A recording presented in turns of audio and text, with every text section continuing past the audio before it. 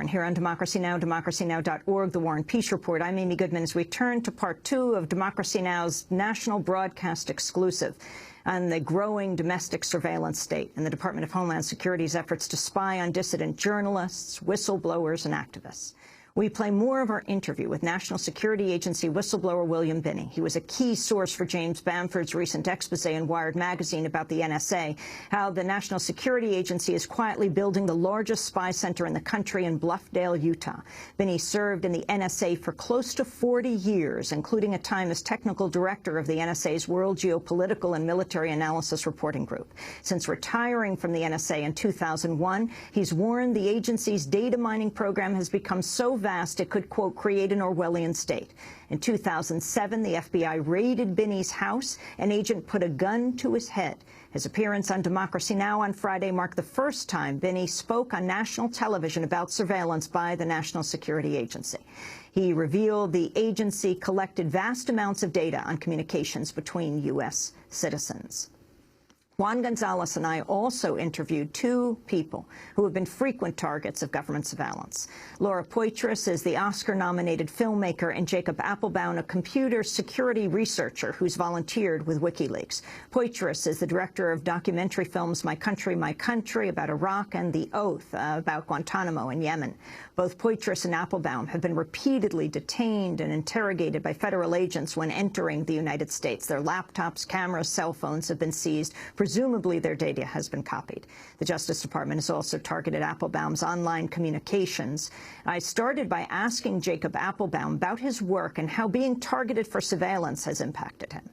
I work for a nonprofit, and I work for... Explain the nonprofit. The nonprofit is the Tor Project, torproject.org. It's a nonprofit dedicated to creating an anonymity network and the software that powers it as free software for freedom, so that everybody has the right to read and to speak freely. No logins, no payment, nothing. It's run by volunteers. And I also work at the University of Washington, which technically is a government institution, as a staff research scientist in the Security and Privacy Research Lab. And how has it changed my work? Like Laura, I don't have important conversations in the United States anymore. I don't have conversations in bed with my partner anymore. I don't trust any of my computers for anything at all. And in a sense, one thing that it has done is push me away from the work that I've done around the world trying to help pro-democracy activists during the Arab Spring, for example, because I present a threat in some cases to those people, and I have a duty as a human being, essentially, to not create a threat for people. And so, in a sense, the state targeting me makes me less effective in the things they even, in some cases, fund the Tor Project to do, which is to help people to be anonymous online and to fight against censorship and surveillance. I'd like to ask William Binney, the impact of having devoted your entire working life to an agency that is to protecting the national security of the United States, to have that very agency then attempt to turn you into a criminal and to view you as a criminal, the emotional toll on you and your family of what's happened the last few years. Well, I guess, first of all, it was a very depressing thing to have happen, that they would turn the capabilities that I built for them to do foreign detection of foreign threats, to have that turned on the people of the United States. That was an extremely depressing thing for me to see happen internally in NSA that was chartered for foreign intelligence, not domestic intelligence. And I guess that simply made it more important for me to try to do things to get the government, first of all, to correct its own criminal activity. And I did that by going to the House Intelligence Committees. I also attempted to see Chief Justice Rehnquist to try to address that issue to him. And I also visited the Department of Justice Inspector General's office after Obama came into office, by the way. To no avail. I mean, that was before the 2009 joint IG report on surveillance. Which said? Basically, it just said you need to have better and more active monitoring of these surveillance programs. It didn't say anything else, so that just simply did absolutely nothing. Because the oversight that's given to the intelligence community is virtually non-existent from Congress. I mean, they're totally dependent because they have no way of really knowing what's happening inside the agencies that are involved, unless they have people who would come forward and tell them, like me, for example. They would not know those things. Bill Binney, can you compare today's surveillance to John Poindexter's Total Information Awareness, who was head of DARPA, and you can explain what that military agency was. The outcry then, forcing ultimately the Bush administration to say it is shut down. We're ending total information awareness. Well, here's how I viewed Poindexter's efforts. He was actually pushed out as a test, to test the waters in Congress to see how they would be receptive to something they were already doing. In other words, that process of building that information about everybody getting total information was already happening. And they threw Poindexter out with DARPA, which is the base and advanced research group. They fund advanced research programs, and that was one of the things they were saying they were doing, but it was actually already happening. And the question was, would it be acceptable to Congress? Because they were keeping it very closely held in Congress under the calling it a covert program. So that makes it that would make it a process to find out what the reaction would be if they exposed to Congress what they were already doing. But the NSA is such a huge agency, and there are so many career people in that agency. Your concerns cannot be yours alone. There must be many within the agency who are deeply troubled by what's going on. I'm sure there are. I mean, I know a number of them that are, but they're still they're so afraid to do anything. I mean, they've seen what happened to us. They sent the FBI to us. So they're afraid of being indicted, prosecuted, and even if you win the case, if you're indicted, you still lose. Because you've had to hire a lawyer and all, like Tom did, and we did. Tom Drake. Right, Tom Drake. And so you lose any way you speak of it. When they have unlimited funds to do whatever they want and you don't, they can indict you on any number of things, like they tried to do with us. They didn't indict you, though. They drafted an indictment, but they didn't actually do it because I found evidence of malicious prosecution, and they dropped it. How? Well, the indictment was drawn up against all of us who were on the IG report, and also Tom Drake, because we all met, plus some others, at the Turf Valley Club, and they had all our emails and all of our data to show that we were doing that.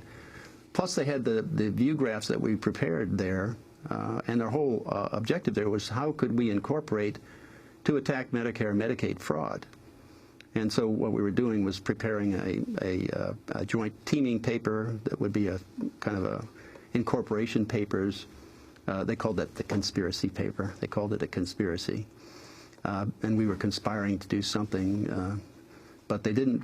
They thought they had all the exculpatory evidence, and they didn't, because there were two other people there that had never had a clearance, and they were going to participate in this development. So they had all the data too. And when I found out, because they told our lawyer that they were preparing to indict us on that as a conspiracy, I went through and pulled all the data together. And since Tom had been indicted at that time, and I knew his phone was tapped by the FBI, I decided I would give him a call and tell him what all the evidence is of malicious prosecution, so that I was speaking to the FBI people, and they would pass the information along to the DOJ that would say, hey, we know this is malicious prosecution.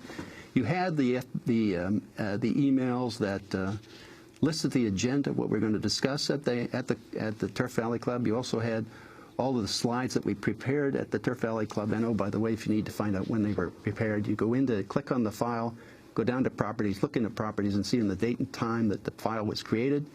And that's when we were at the Turf Valley Club. So it was direct evidence of what we were doing there.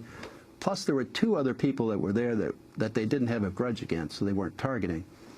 And they never talked to them at all about what the meeting was about. So I said, this is all evidence of malicious prosecution. And you need Tom to tell your lawyer about this.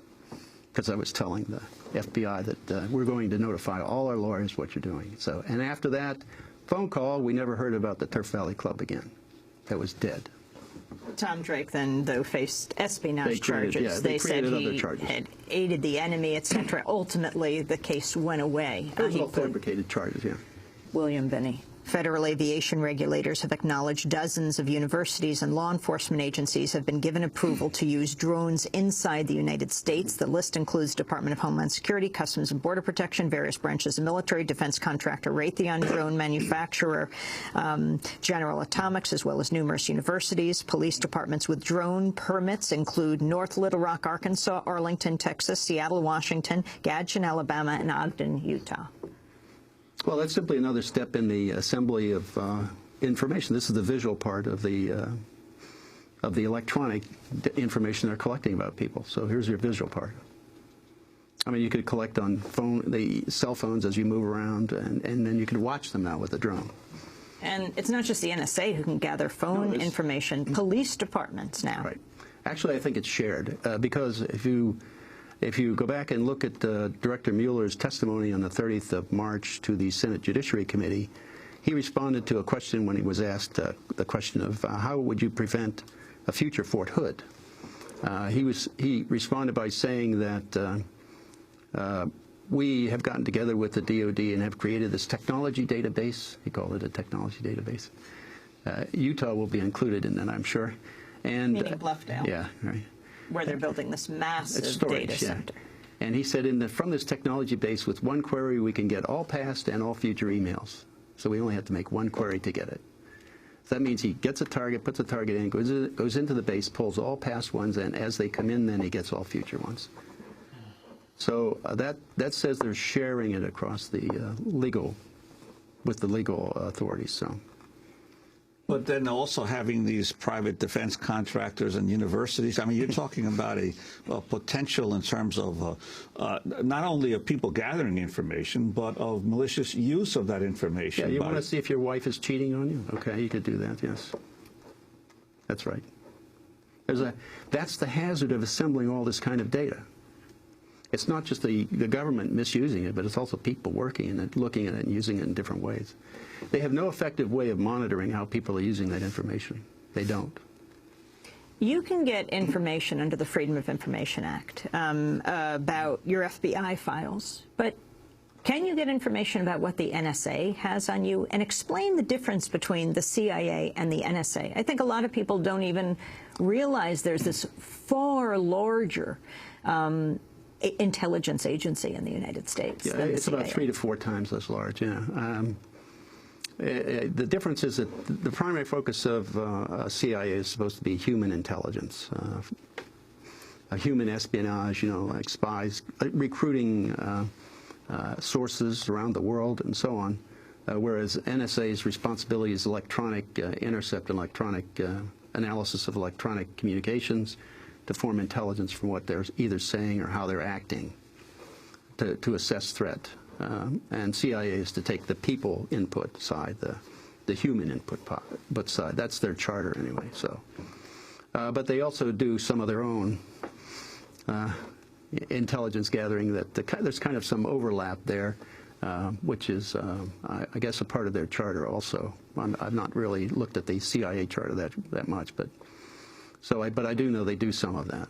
But they're primarily focused on human intelligence. And has there been any historic conflict or competition between the NSA and the CIA, as you often have seen now more recently with the FBI and the CIA? It's not historical. It's continuous. Right? It is a continuous competition.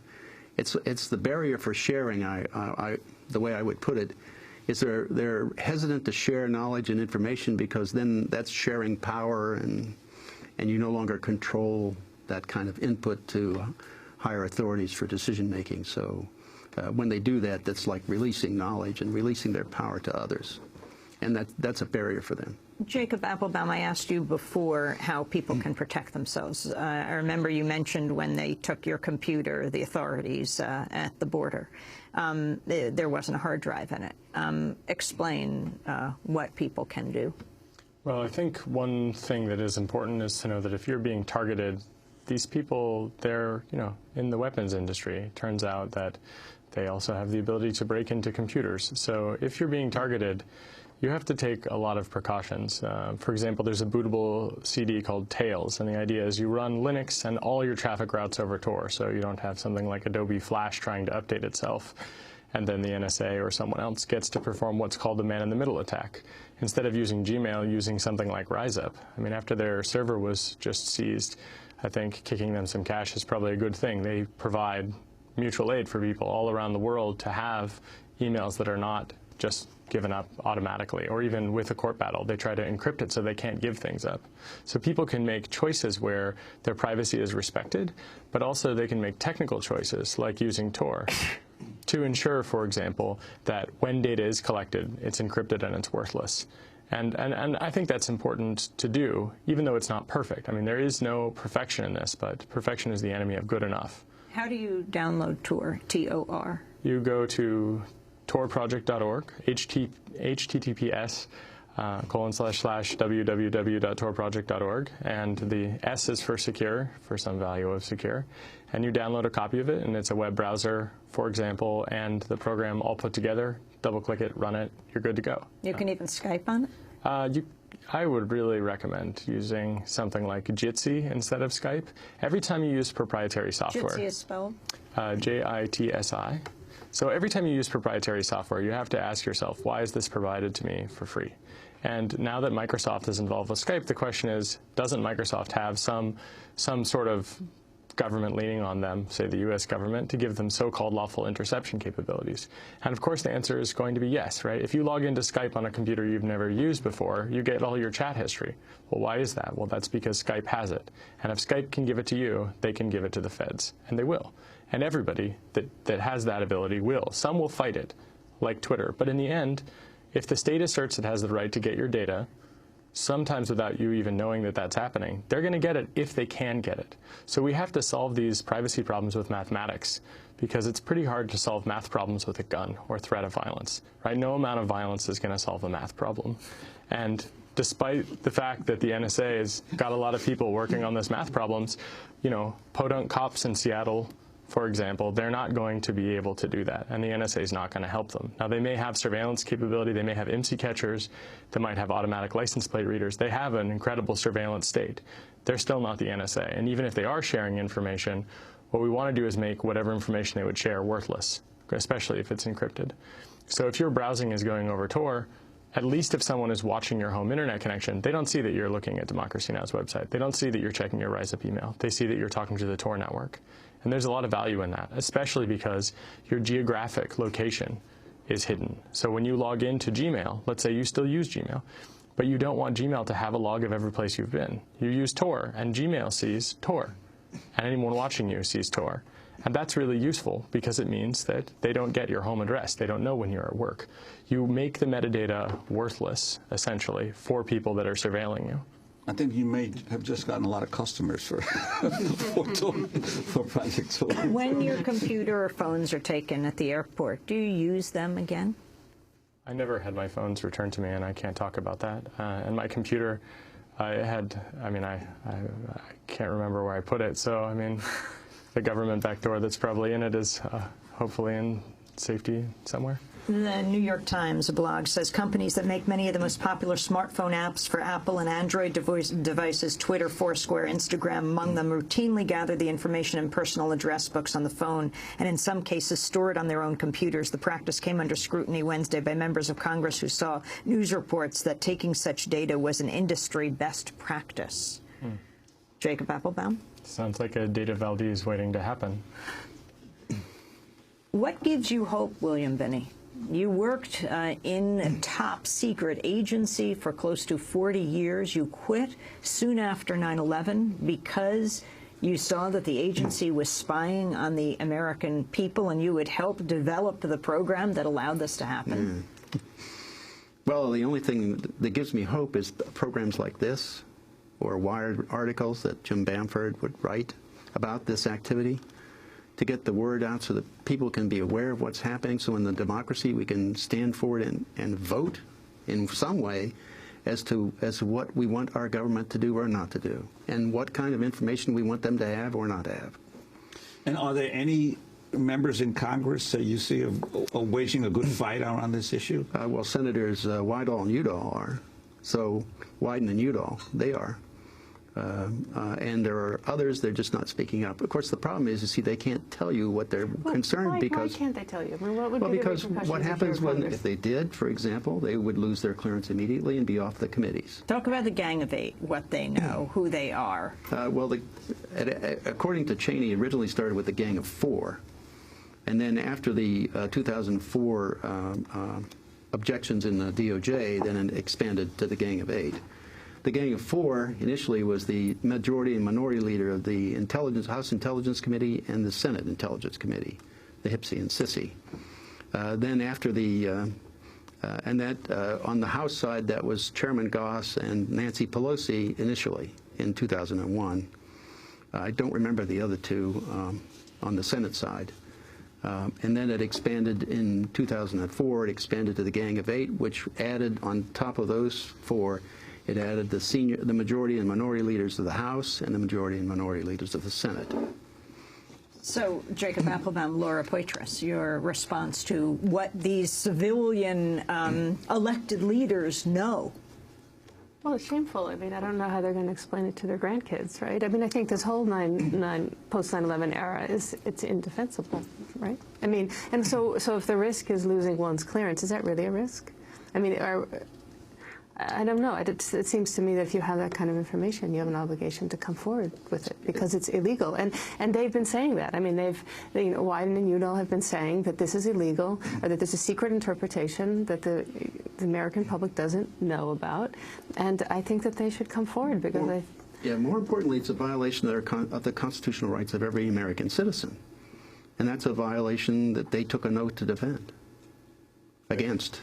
I think that it's, you know, Jacob Applebaum. Cindy Cohen at the EFF is fighting the good fight. Electronic Frontier Foundation. Yeah, the Electronic Frontier Foundation is like the legal version of Rise Up in my mind, you know? They're really amazing, and they're fighting these cases such as NSA v. Jewel, and I think that it is incredibly important basically to point out, I mean, we want to talk about Congress for a second. I mean, the judiciary has 30 seconds. They have some power, but what really matters is that Congress needs to have people like Bill. They need to have people who actually understand the technology, questioning people like General Alexander, not people who are bamboozled and fooled by the word email or the word network. And that's what we need to do, is we need to have people that know, speak to the people that don't know, and that is Congress.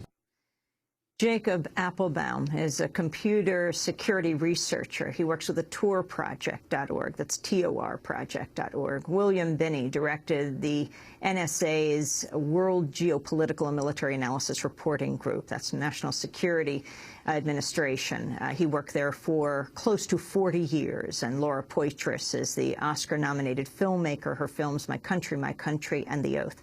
This was part 2 of our broad discussion on the surveillance state. We began it on Friday. You can go to our website at democracynow.org to see the full discussion or read the transcript or listen.